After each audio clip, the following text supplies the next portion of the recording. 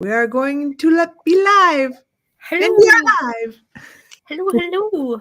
My nose is a little running, so I should grab a tissue. Yeah, I don't have a Oh tissue my nearby. goodness. There's so many people here already. Well, I have a bunch of. You know what? I found when you buy a lot of cute tissue holders, vintage ones, Uh-huh. it's easy to always have one near you.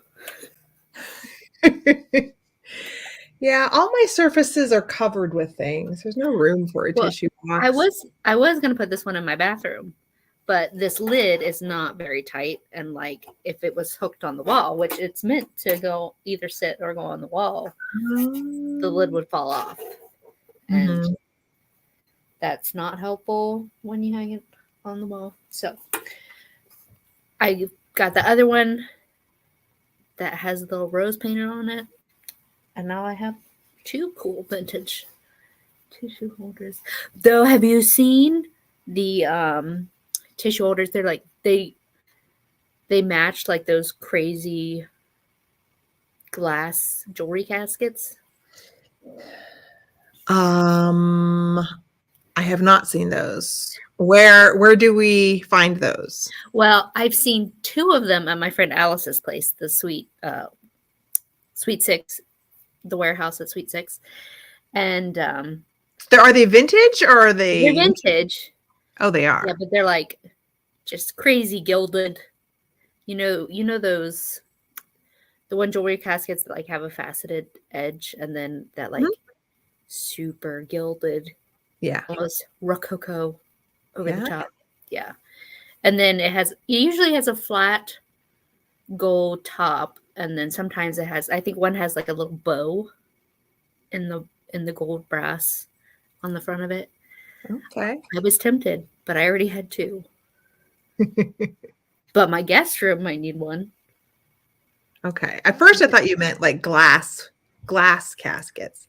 But No. you mean metal. Metal. They match the glass caskets. So more like like Ormolu Yes. tissue boxes. I think I've seen those. Okay. Yeah. Yeah, I was confusing. That's okay. But Well, I confuse myself all the time, so don't feel bad. I want to say hi, guys. Hi, Kathy. Hi, Jennifer. Oh, hi, Michelle. Michelle. Michelle How made are it. you? I So miss Michelle. this is what happens behind the screens. Like we have a whole conversation and then we go live, and sometimes it's hard to stop having the conversation. Karen. Hi, I'm Mary. But Hi. it might be a good preview for what's coming. Yes. Yes. And Laura, remind me, we can try to Oh yeah, the people that have sales coming sales. And do you know what I forgot to do last night? I forgot to mention I am part of the Small Business Saturday on Beth's channel. So I need to mention it right now so I do not forget. I am going to be on Carolina Princess Sweet Treats and Pretties YouTube channel. She's having a sale with different guests on Saturday to celebrate Small Business Saturday. And we are each going to be hanging out with Beth for about half an hour. And I think I'm going to be on about 11 o'clock my time. So that's 1 o'clock Eastern. Yes, sure, 2 hours. But, yes. So yeah, make sure to, if you aren't doing anything on Saturday and you're hanging out at the house, and you want to visit some fun sales, support small business, hang out with Beth. If you can't do it in person. Yeah, as well as Laura. Laura is doing Black Friday. Ooh. So yeah, and I really want to go. Wait, Black Friday. That's my kind of Black Friday shopping. Though I have to admit, as a youngster, like from as soon as I was old enough to not wander off, and through high school, we did Black Friday shopping. 4 a.m. Early Gotta get to morning. JCPenney and get the Mickey Mouse snow globe.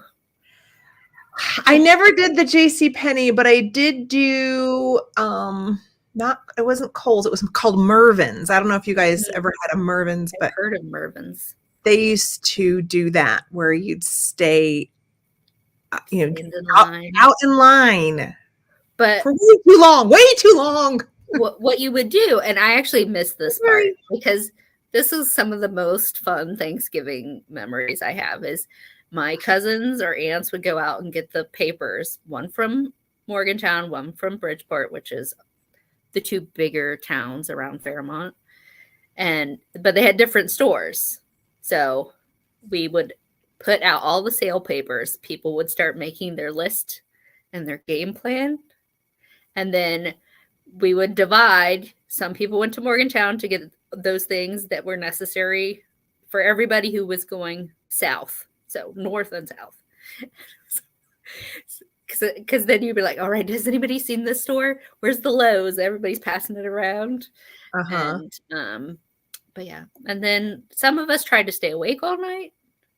It never worked. That doesn't work. No. But then we were done by, I think, 11 or 12. We would go either to Ruby Tuesdays or Garfield's for lunch. It took me a while to learn, because I was a young mom.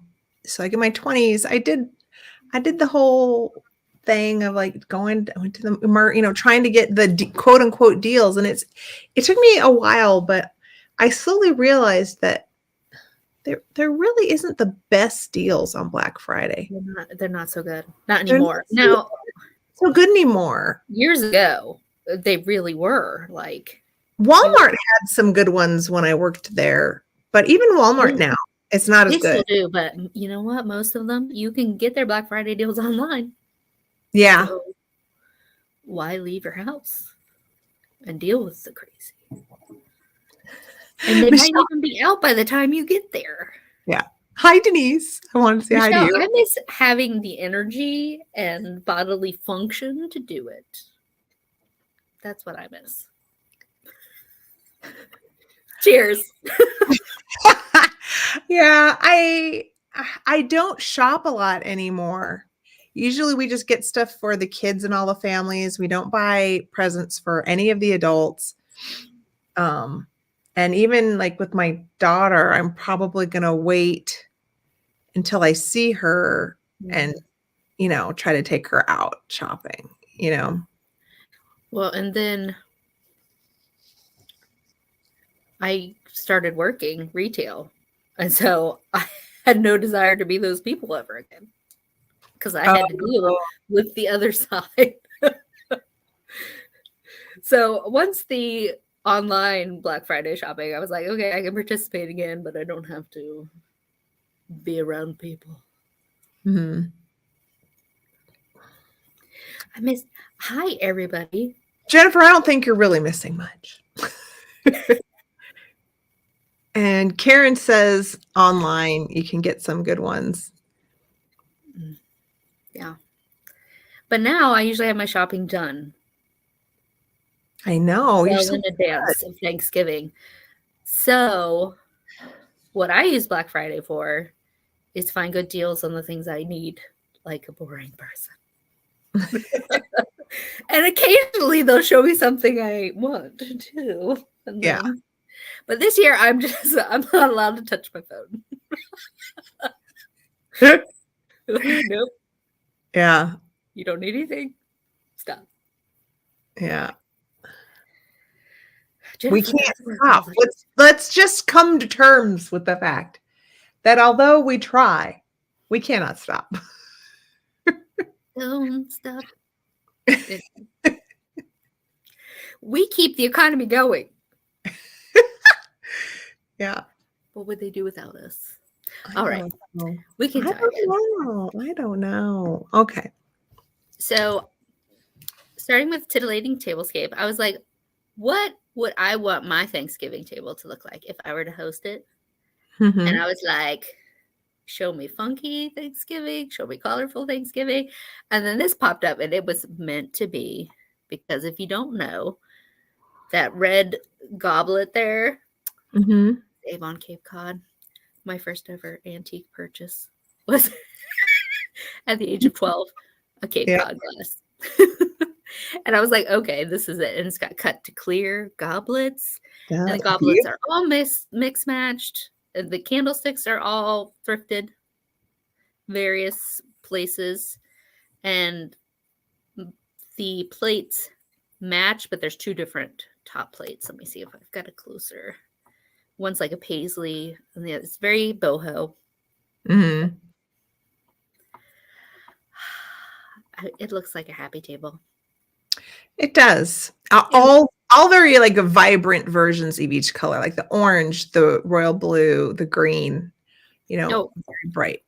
You know what they used in for filler there? Those are dead gladiolas. Why dead?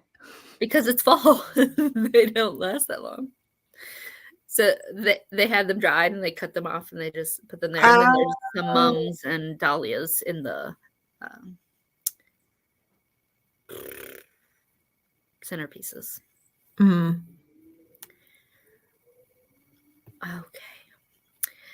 Yours is equally as colorful. Yes. I'm calling this swan swimming in ornaments centerpiece. Well, yeah, because that one there with the way the fish are, oh my God, I love it. I just cruising down, cruising down a stream of vintage ornaments. I liked it. If I find a swan, would I do this? Heck yeah. Absolutely. I feel like that can easily happen. I know. I'm trying to think if I have any swans. Yep. Oh, I do have tiny swan salt cellars. I could get tiny ornaments. You could. Oh, definitely could. I love these. Well, their color schemes are the same. That bubble gum pastels. Yeah. Swan Ball Lake. Swan Ball Pit.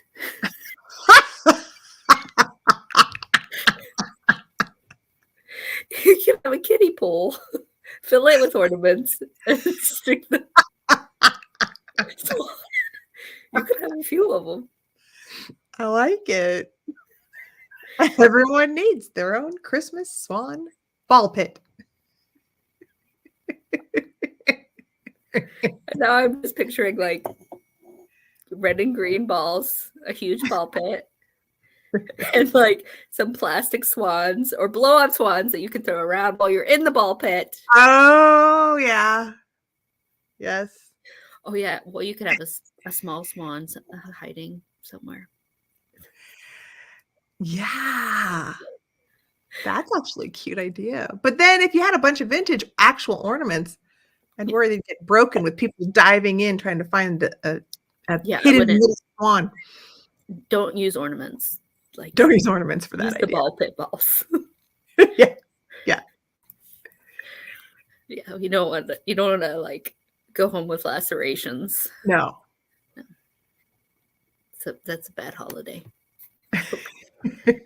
I didn't know whether to call this a rustic reborn or. I saw this picture. It's really cute. Yeah, I must love herbs, and I was like, oh, it's so cute.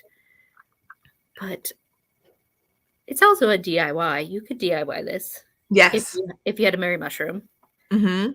Or two to spare, because I don't know, that looks like a permanent thing to me. It wouldn't be necessarily, I guess. You could just, but I think the way the ornaments are attached are probably permanent. On the left, is that an actual ornament of the cookie jar? Wow. It's so cute. Yes. So, I'm sure somebody makes it. Yeah, but I'm just kind of surprised that vintage jar is so popular in the mainstream that some company made a glass ornament of it. So the weird and wonderful secondhand finds, like Mhm. the Mary Mushroom, like it's one of those gold. Like even if they aren't going to buy it, people are like, "Oh, I gotta take a picture and show everybody where these mushrooms are," because there are people who will like drive or pay the person who took the picture to go get it and have it to them. Yeah. So it's serious. I like it when I find it in weird colorways, not just the one they made the ornament of. But if you find it in weird colorways, did someone repaint it or did they Well, there make are hobbyist versions. Oh, hobbyist. Oh, okay. I think there was, the Mary Mushroom mold. I want to say, I forget which mold company, but maybe Atlantic. I know Atlantic mold. That's or Flow molds. Holland mold. Holland molds. That's it. So I saw these on Instagram and thought I wanted them. I just wanted them. And then I thought, but would I wear this pattern? I'm not sure. And then I said, but there's something about them. So then I said, well, what if I find some really cool vintage sheets or like chenille, like a chenille bedspread? And then I just need to figure out how to make the pants. My friend Laura can tell you how, because she made me a pair of pajama pants for Christmas that are a vintage inspired fabric, but they're like 1920s men. Oh, with no shirts on. Yeah. And it says a gift, and they have like a gift for you. Yeah. I don't know if it's just the picture. I mean, and obviously this is in California or Florida because she's sporting sandals with these pants, but it's just with the big pockets. I love the pockets. So cute.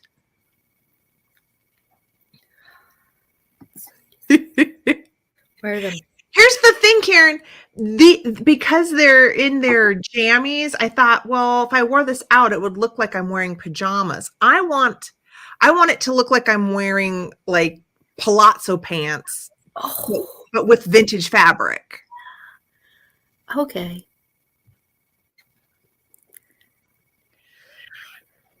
I automatically thought pajama pants, not real pants. No, I was thinking real pants. It was like, if I miss. So yeah, but those would be easy to do. Yeah, I would because some of the vintage fabric, like the percale, is so worn and so tasty to touch. Mm-hmm. Like it would be good flowy. Yeah, I mean, if we can wear the quilt ponchos, yes. we can wear. I would wear the quilt poncho with these pants, chenille pants or sheet pants or some sort of pants. I mean, I do have that chenille blanket with the peacocks on it. Yeah, I know, Karen. That's why I liked them. But then in my head, I was thinking, oh, if I go out and these people are going to think they're pajamas, even though I know the design. That's what I liked about this was the design, the pockets, blousey, palazzo trouser look. Yeah, if I replace that fabric with something else, they do not look. Karina, did you see my Instagram reply to you? Because here I wanted to be like all impressive and have you get it as soon as possible. So I already put it in the mail before I saw your message. I am so sorry. I'm hoping you can have a neighbor watch your porch or something because it's on its way. I'm so sorry. She messaged me to wait to mail her package. Oh no. Well, I went full on crazy cat lady for my inspiring interior this week. Oh my God, that tree. Oh my God. Both of these are in the same house. It's a guy who raises money for a specific cat disease, and He's in California, and he must have made money doing something else. But like the cats have access to all parts of the house with these cool little walkways. And like, if you look, I love the trees so much. If you look back, see the shark mouth that the cats can go through in the bathroom? Oh, I do, up at the top. And then they have like a lookout platform. Yes. Wow. This I felt was super fun, Yes. but a little over the top. It's extra, but some people want to make But his house is like priority. so, like the features are interesting, and so him adding on didn't like detract from it because the rest of it was just beige. Mm-hmm. I don't know. I love it, but that took me down a rabbit hole of other people doing something. And then on the right is what I would actually do. It's really cute. Contemplating making that the cat's Christmas present. If I can find the right bit of tree. I think that's a great idea. I think they'll love it. But Jennifer, they're gonna watch you in the bathroom whether they have a good vantage point or not. So I'd much, them rather me watch from above. I missed that. Did the green cat bathroom have surveillance? Yeah, she says surveillance camera in the bathroom is cringy for the cats. Oh no, I see it now. Probably just security.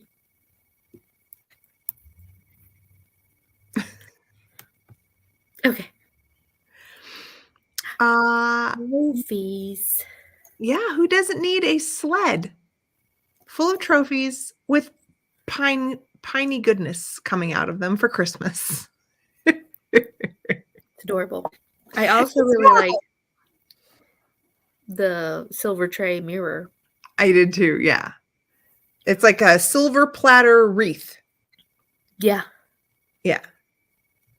I wonder, is it a wreath over a mirror, or is it part of the mirror? I'm not sure. I think it's a wreath. This was an ad. This was from an ad for a pop-up boutique that's happening in California, Southern California somewhere.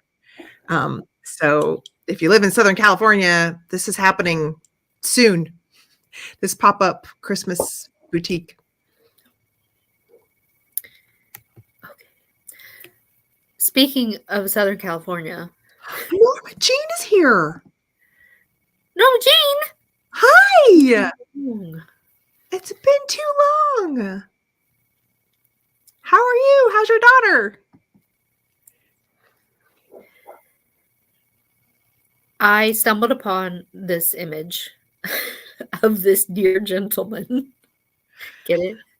Dear gentleman. He's awesome. And I was like, is that for sale? So I, did some Google sleuthing. And apparently he lives at an antique mall in San Diego. And he has a sign that says, free selfies or nightmares if you touch me. So he's not for sale. He's display only.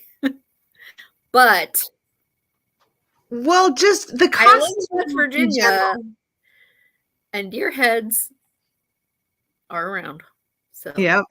But it's the costume that makes it. What? Can you imagine him sitting in my chair? I could. But I love the outfit. It's the full outfit. Yeah. The shoes. The knickers, the shoes. Gloves even. The ruffle, all of it. It might be a plastic hand. And Jennifer's here too. Hi, Jennifer. Hi. And Laura. Hi, Laura. All right. So yeah, I just felt everyone needed to see him He's great. I mean, until I he make belongs. Mary. Yeah, yeah, he definitely belongs on display. Yeah, I don't. No, that's something I'm not going to find around here. That outfit. Right. You need a costumer to make something like that. Laura, Laura. Yeah, I would go to any drama department and see if any of the costumers do side hustles making things for people. Okay. Ooh, horse So, pajamas. yeah, so I decided to celebrate brass horse badges. Normally, I see them on these leather belt type displays, but I saw this Instagram picture of them displayed like a like a Olympic medal or something, like to go around your neck and just hung on these little fence posts. And so now, because of I don't know why I never thought of it, but just seeing those, it makes me think, oh, maybe I will pick up one of these medals and display it like this instead of because I always think of it as a long strip on a belt. Mm-hmm. But I like They it. would they would attach those to saddles, I guess. Yeah, Well, they would exactly. show off all their Yep. fancy kit. Yeah.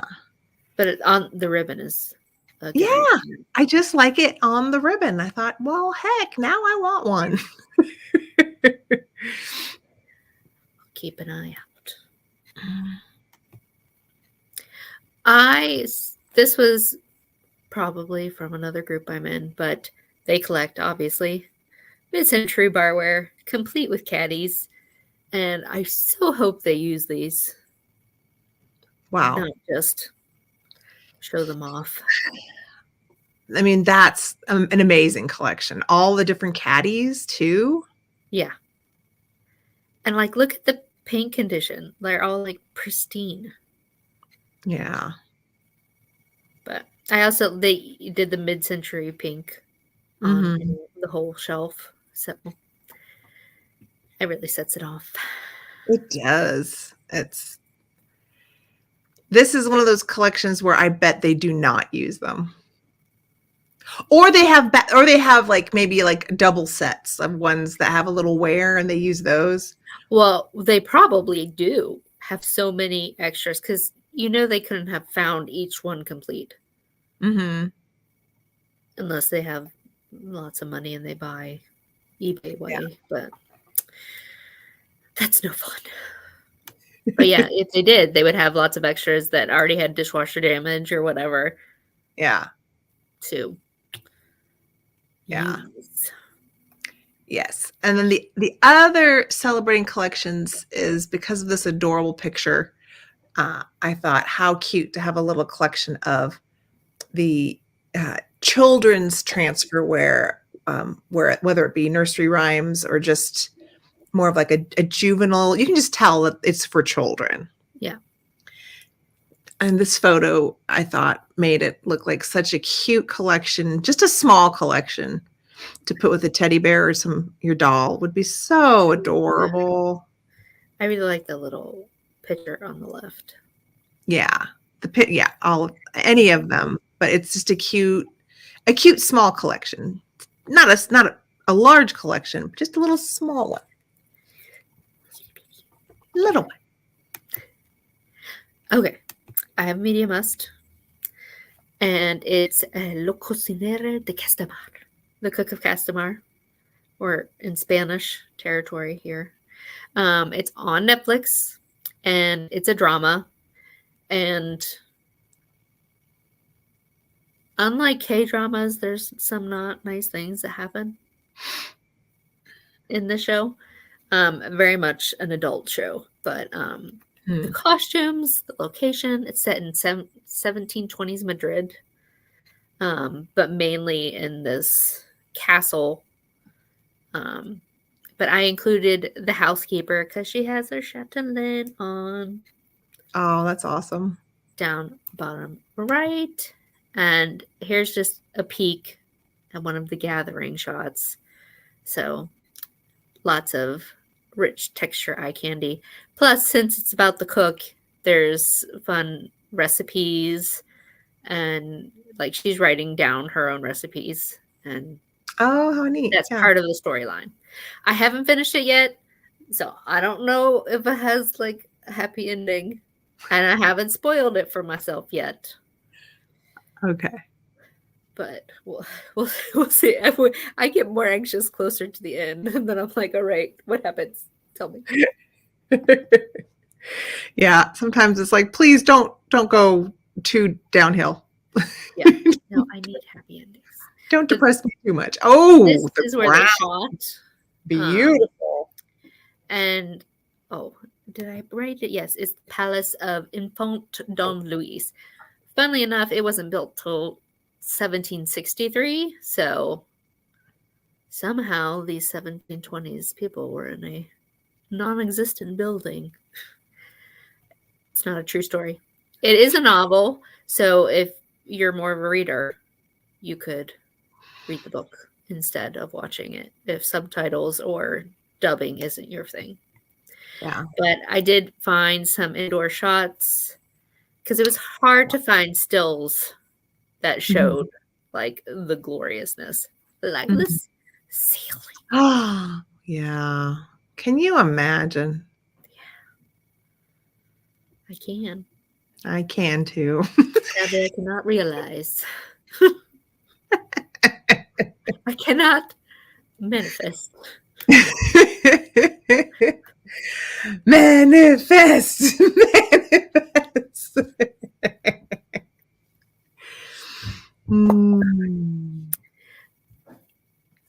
Well, So, have any of you guys seen the Cook of the Cook of Castamar? Castamar? You can let Angela know. Their accents are good. Is it going to be a good ending, or is it going to be a downer ending? I mean, some unfortunate stuff has already happened, so it's not like all, rainbows. Yeah. Okay. All right. So I did a history highlight. It's mostly pictures, but it took me a long time to get these pictures together, you guys. I don't I don't know what's wrong with me. Everything takes me forever. So I chose Bradley and Hubbard, and I don't know if you guys know about them or the company, but they're an American manufacturing company.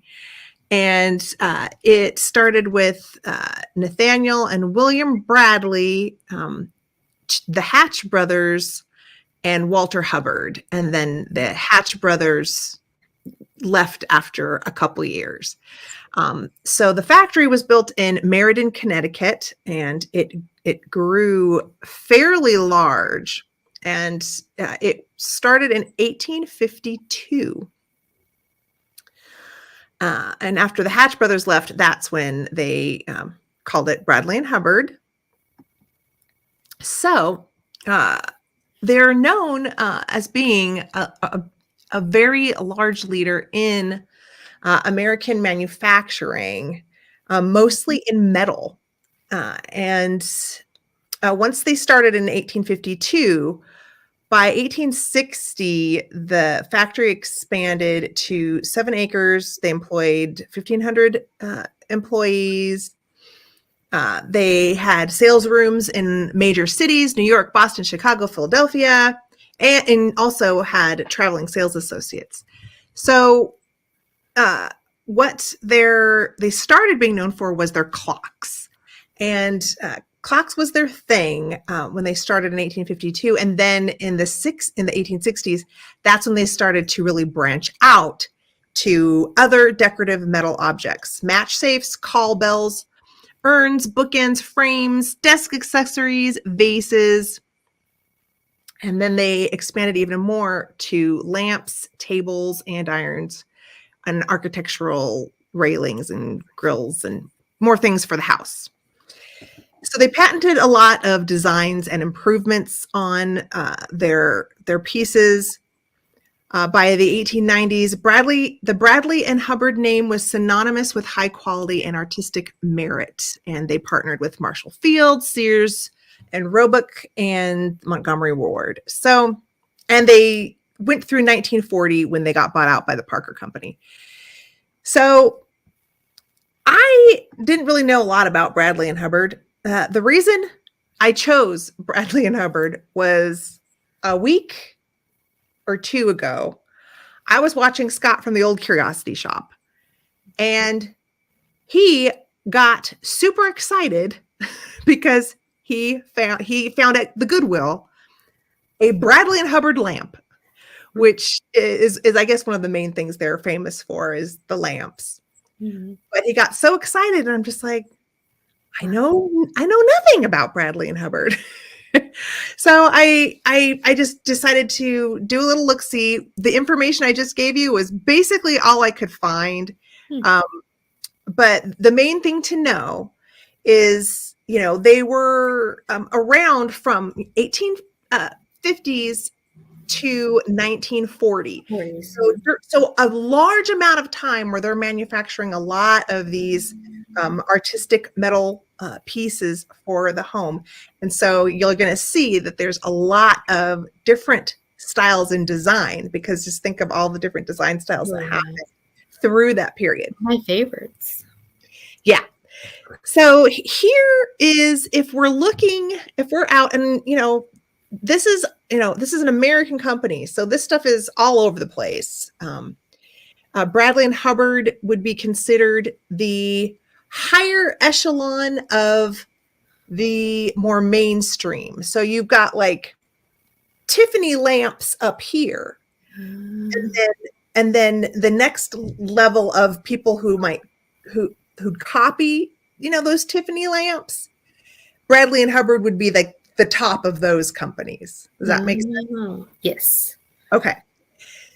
But these are kind of the things you would want to look for. If you were looking and finding something, you would want it to say Bradley and Hubbard, and this triangle up here with the lamp, the Aladdin lamp, that's kind of its signature thing. But you also see B&H, and on the lamps, the kerosene lamps, the little knobs, sometimes they'll have like a B&H on them.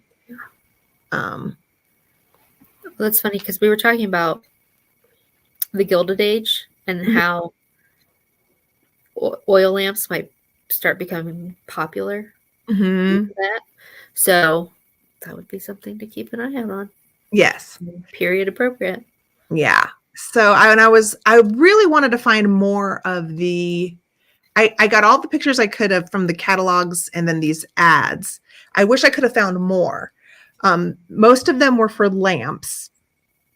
But this one on the top left, you can see that they did tout themselves as a company that made artistic metal goods.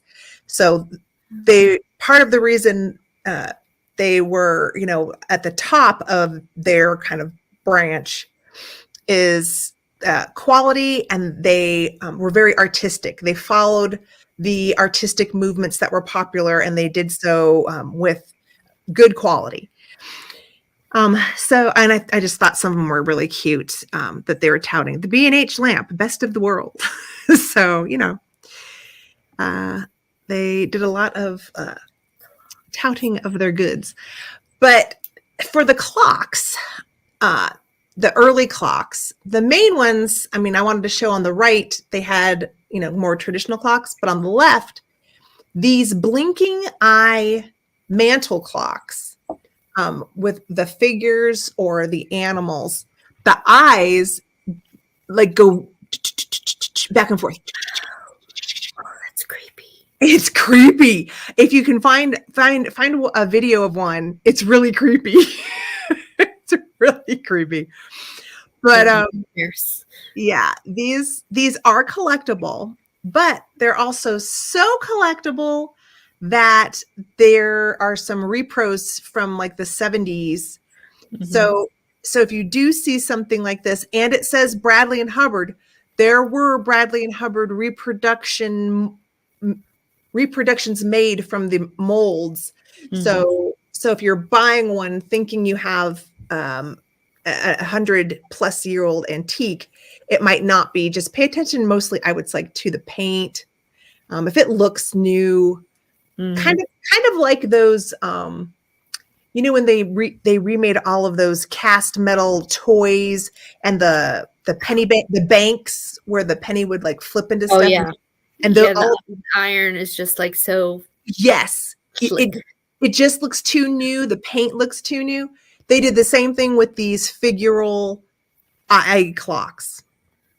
So just, know that if you see Bradley and Hubbard, just be careful, especially on these particular clocks. Not so much on the lamps. But Michelle says pretty good. Yeah, these clocks were a little bit later, but I just had to include them because look at these lantern clocks. I mean, these, you might not think, but these are Victorian. These are part of the aesthetic movement. It was like Victorian doing like medieval. Yes. Mm-hmm. Do you watch Morgan Donner on YouTube? Maybe. I've seen a lot of people. She usually wears like a red dress and it's like kind of medieval. She does like medieval Viking era. Oh, maybe not. She like cut all her hair off on YouTube. Okay, like, no. She had really long hair. She and Rachel Maxey did a thing where they did each other's hairstyles. That might be why the name sounds familiar, but I don't think I have watched her on her own channel. Yeah, so she does like in-depth research of that era, and she made one of these lanterns. Did she? Yeah, like the one on the right. Mm-hmm.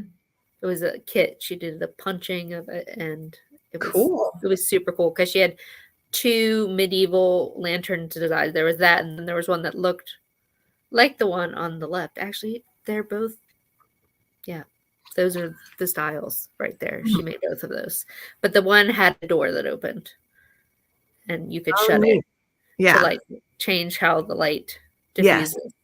Right. So, yeah. So it sounds cool. And these go for good money.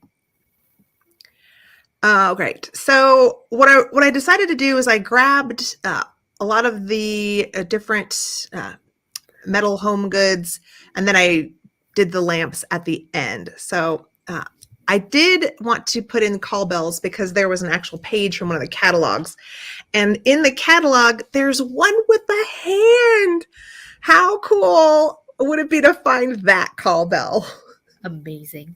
Wouldn't it be?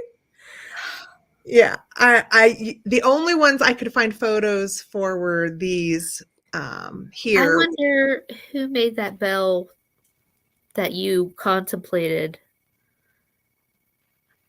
at Sanders Antiques here. I don't know. It was a wall bell, but it wouldn't ring. Right. It had that fixed inside.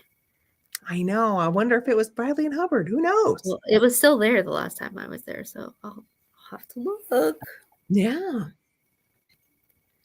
But I just had to look, and I couldn't find that cool hand. But if it's in their catalog, that means it was made.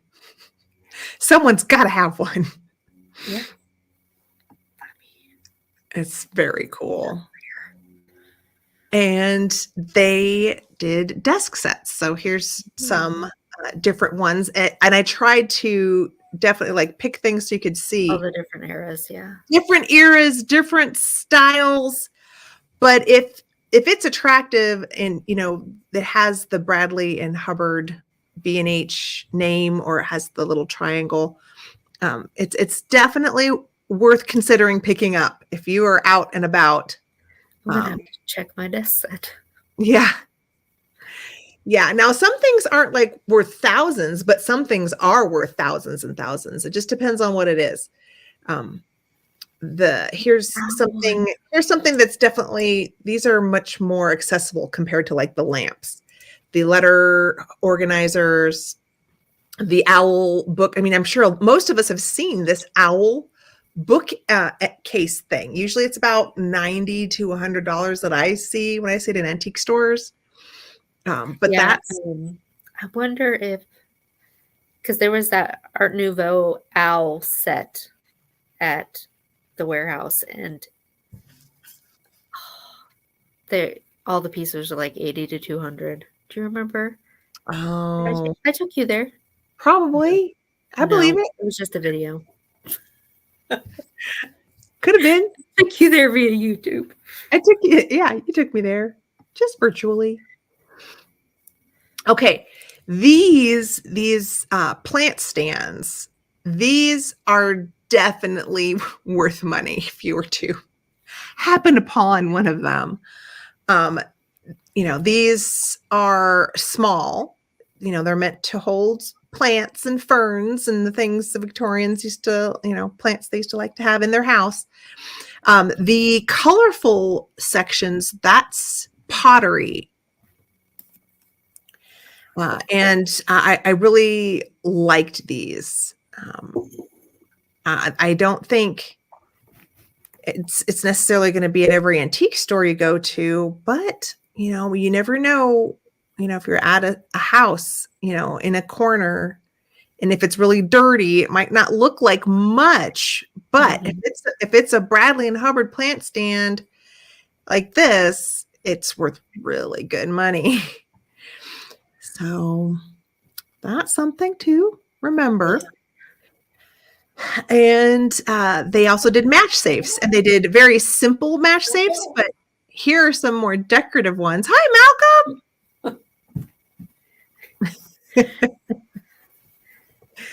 So I decided to share a few of their decorative match safes, just so you can kind of get a flavor of the kind of things the company made. The andirons, and some of these, I got auction results from sites. This one on the right is actually at the Met Museum. So Bradley and Hubbard definitely was at a level where there are some pieces that are in museum collections, just so you know that. And then I liked the whimsical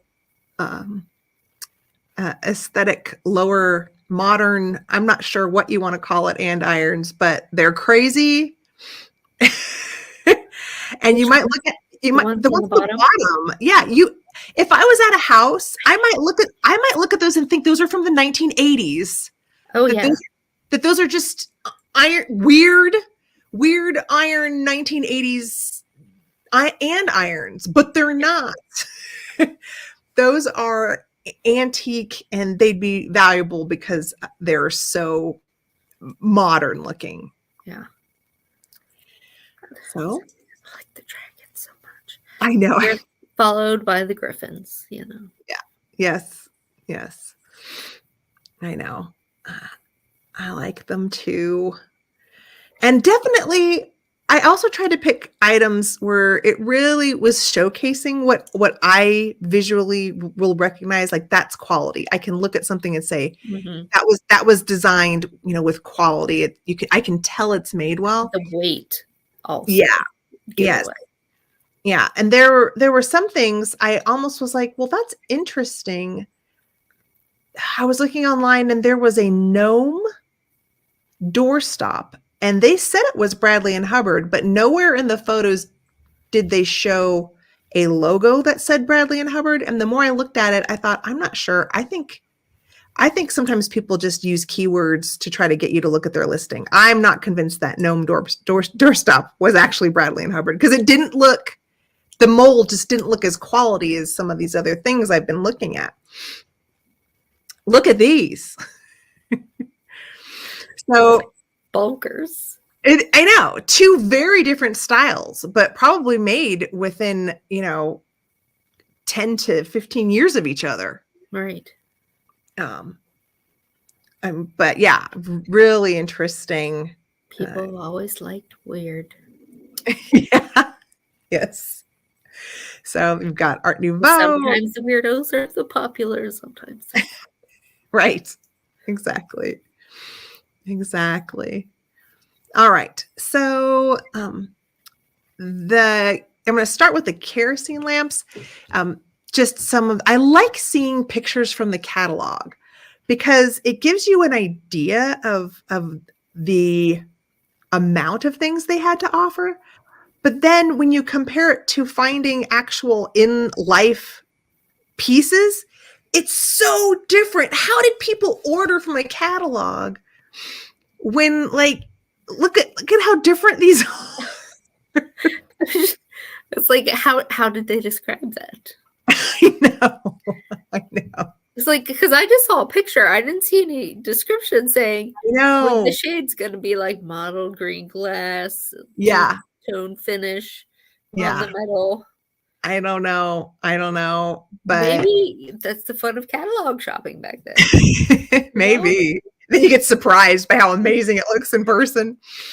Yeah. Or now you're really mad because that green doesn't match anything else in your house.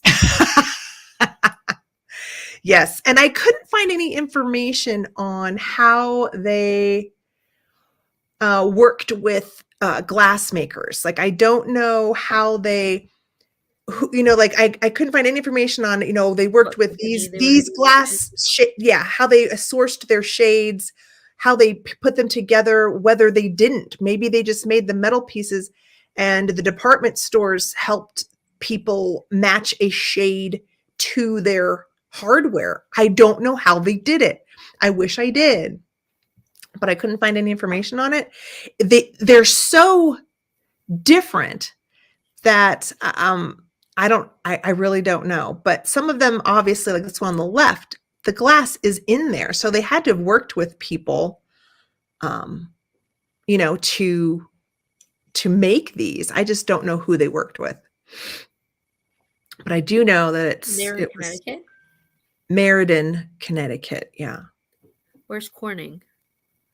I don't know. Because there's a lot of glass manufacturers, obviously. Mm-hmm. Yeah. I don't know either. They have a glass museum that I would love to visit. Mm-hmm. Yeah. I think that's in New York. Yeah. Yeah. Here's just, just a little group of floor lamp examples, very different styles. Some of them electrified, some of them kerosene. This red one on the right is still a kerosene one, and they were calling that a piano lamp. But it is a floor lamp. It's just not super tall, and I thought it was beautiful. This one with the red shade, I don't know what it is about it, but it looks like a floating alien lady. I love it. I think it's beautiful. And then I grabbed some very different, but obviously extremely well-crafted table lamps. The genie one is so amazing. Yeah, I think the genie one definitely seems to kind of been one of their famous ones. Did they do some of those bridge lamps? I didn't see any, but they might have. Mm-hmm. I mean, I didn't see any when I was looking up floor lamps. No. But that doesn't mean they didn't do any of the bridge lamps. This cat. What is he doing? I'm not paying enough attention to him. So he grabs one of the globes from a Turkish lamp and then plays, Newton's Cradle. Yeah. She's like, look what I'm doing, Mom. I'm touching it. Yeah. But at least up here, he can't get a hold of the chain, but he goes down on the floor and he will grab the, next to the lowest one, stare at me. Yes. And release it. Yeah. Basically, the takeaway I wanted to give you guys from this was no matter what the style, if you see a really well-made metal lamp, andiron frame. They did frames too, anything like that. Ooh. Just look and see if you can see a maker name on it, because if you do see Bradley and Hubbard or B&H or the triangle with the lamp, then you know, oh, this is an actual antique, and this is probably really good. That's the main takeaway I wanted you guys to get from this. Did they do mirrors, you said? They did mirrors. They did. They did. Check that one in my bag. They did the Girandole mirrors with the mirror and the two little candlesticks. They did just like frames. Well, I should check my reflector too. Yeah. And then here's some more lamps, but more of like I guess desk. They were calling them student lamps. To me, they look more like library lamps. Like they would be in one of those old libraries, you know. So yeah, they did lots of metal work. Definitely known for their artistic and their just the quality of the actual execution of the molds and the designs. So that's what I learned. That's what I have to share. I had no idea. Yeah. I've never heard of them. Yeah. And now I want to go check my brass things in my house. Yes. Yeah. Like some of the desk pieces might not, bring you that much. Even some of the lamps. I saw some lamps where it's like it's at auction. They only got $200 for it. And then other lamps are thousands. So the lamps that are more leaning toward the more exotic, the nouveau, the arts and crafts. Did you look at the back of our lion? No. Where is it? It's up here. I think I put mine away. Where are you, lion? Where are you? Maybe he's in the other bookcase. I thought you were here. Lion! He might be in the front room. He might be in the fancy room. No, I took mine off the mantle for Halloween. I could go get it. I'm sure he's over there somewhere. I'll check. I seriously, because I love brass, but I don't like if it looks like 80s brass, Oh, I don't mind 80s brass. I've got some 80s brass like frogs. Well, if I want a shiny, that's frog, fine. Right, way up there. Those are shiny frogs.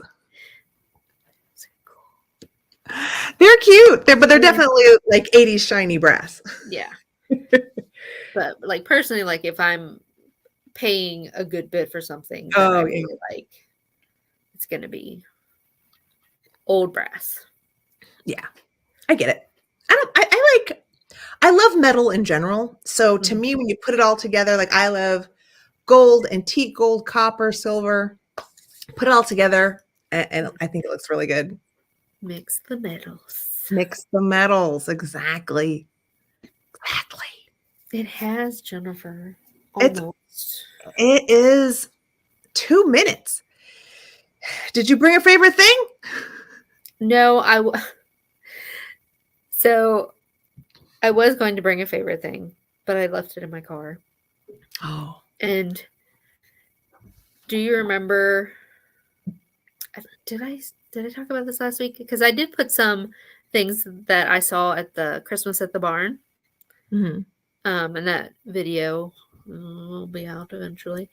But something I bought is the little tiny picnic table that you hang somewhere for squirrels to eat off of.